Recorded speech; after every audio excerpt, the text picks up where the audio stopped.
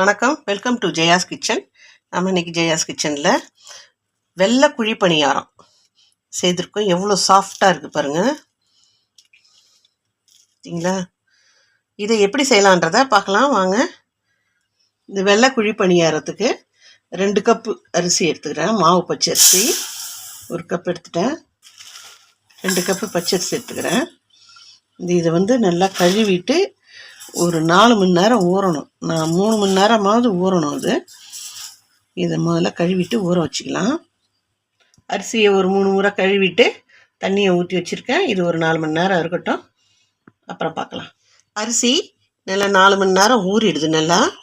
இப்போ நம்ம அந்த தண்ணியை வடிகட்டிட்டு எடுத்துன்னு வந்துடுவோம்.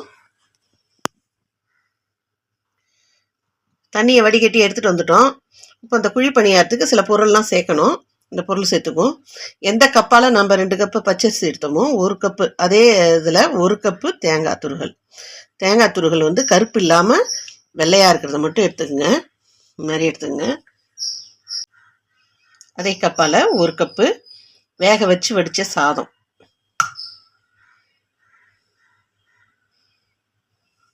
இது கூடவே இன்னும் ஒரு முக்கியமான பாயிண்ட்டு, எண்ணெய் சேர்த்துக்கலாம். இந்த குழி பணியாரம் சாஃப்டாக புசுபுசுன்னு வர்றதுக்கு இந்த எண்ணெயும் ஒரு காரணம். ஒரு 2 ஸ்பூன் சேர்த்துக்கலாம். இது கூட நம்ம உடனே செய்யணும்னா ஈஸ்டோ இல்லை சோடா வாப்ப சோடா இருக்கு இல்லையா, அதை செய்துக்கலாம்.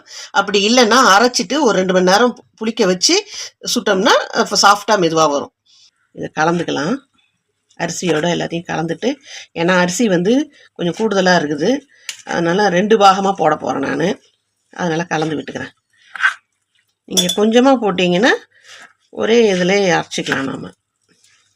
நான் கலந்து விட்டுட்டேன். இதில் நான் பாதி பாதியாக சேர்த்துக்கலாம் மிக்ஸி ஜாரில்.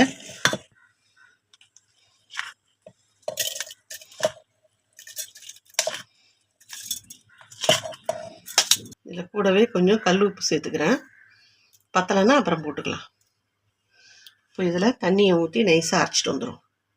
இந்த மாதிரி நைஸாக இருக்கணுங்க. பார்த்தீங்களா இப்படி நைஸாக இருக்குன்னு அரைச்சி ஊற்றிக்கலாம். இன்னொரு பாதியும் அரைச்சிக்கிறேன். ஊற வச்ச எல்லாத்தையுமே அரைச்சாச்சு. இப்போ இது ஒரு 2 மணி நேரம் இருக்கட்டும். மாவு இந்த மாதிரி தான் இருக்கணும், அப்போ தான் நல்லா வரும்.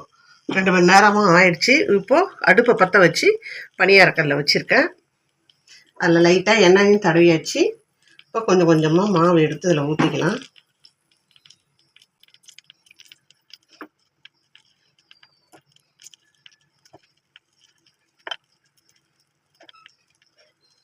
பசங்களுக்கு இந்த மாதிரி டிஃப்ரெண்ட்டாக செய்து கொடுத்தோம்னா ரொம்ப இன்ட்ரெஸ்டிங்காக சாப்பிடுவாங்க. மார்னிங் டிஃபனுக்கு, ஈவினிங் டிஃபனுக்கு, அப்புறம் ஈவினிங் ஸ்நாக்ஸுக்கு, நைட் டின்னருக்கு கூட இதை நம்ம வச்சுக்கலாம். ஒரு மூடி போட்டு வச்சிடலாம்.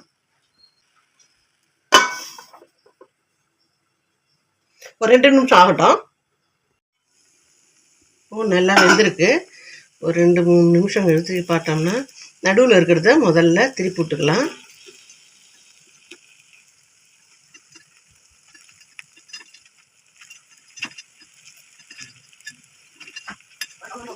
திருப்பி விட்டாச்சு. இப்போ ஒரு 2 நிமிஷம் கழித்து மறுபடியும் எடுத்துக்கலாம். குழி பணியாரத்துக்கு சைடிஷ்ஷாக தொட்டுக்கிறதுக்கு ஒரு சட்னிங்க. இந்த சட்னி ரொம்ப நல்லாயிருக்கும். 1 கப்பு தேங்காய் சிலுசிலாக எடுத்துருக்கேன், சேர்த்துக்கலாம். சின்னதாக ஒரு துண்டு இஞ்சி சேர்த்துக்கலாம். ஒரு 5 பல்லு பூண்டு சின்னதாக இருக்குது, போட்டுக்கிறேன். சின்ன வெங்காயம் ஒரு 6-7 சேர்த்துக்கிறேன். பச்சை மிளகா 3 2ஆக ஸ்ப்ளிட் பண்ணி போட்டுக்கிறேன், சேர்த்துக்கிறேன். புளி கொஞ்சமாக சேர்த்துக்கிறேன். வேர்க்கடலை கொஞ்சம் சேர்த்துக்கிறேன், ஒரு 3 ஸ்பூன் இருக்கும், சேர்த்துக்கிறேன். பொட்டுக்கடலை ஒரு 3 ஸ்பூன் சேர்த்துக்கிறேன். சட்னி இந்த மாதிரி செய்யும்போது ரொம்ப நல்லாயிருக்கும். இதுக்கு தேவையான சால்ட்டையும் சேர்த்துக்கிறேன். இதை நல்லா அரைச்சிட்டு வந்துடுவோம். அரைச்சிட்டு வந்துட்டோம். இப்போ தாளிப்பு கொடுத்துக்கலாம். இந்த இட்லி வச்சு கூட 2 நிமிஷம் ஆயிடுச்சு. இப்போ திறந்துக்கலாம். சூப்பராக வெந்துடுது. 2 பக்கமும் திருப்பி போட்டு நல்லா வெந்துடுது. அப்படியே எடுத்துக்கலாம். பாருங்கள்.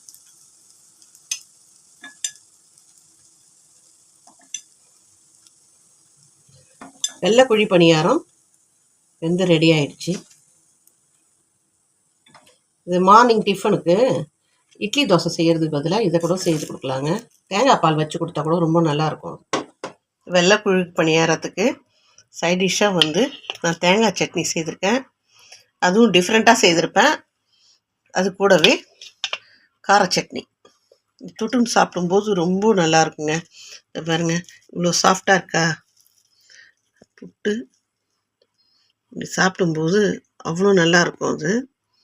இந்த ரெசிபி உங்களுக்கு பிடிச்சிருந்தா நீங்களும் வீட்டில் செய்து பாருங்கள். அப்படியே ஜெயாஸ் கிச்சனை லைக் பண்ணுங்கள், ஷேர் பண்ணுங்கள், கமெண்ட் பண்ணுங்கள். சப்ஸ்கிரைப் பண்ணாதவங்க சப்ஸ்கிரைப் பண்ணிவிட்டு பக்கத்தில் இருக்கிற பெல் பட்டனை கிளிக் பண்ணிங்கன்னா நான் போடுற வீடியோ உங்களுக்கு உடனுக்குடன் வரும். தேங்க்யூ.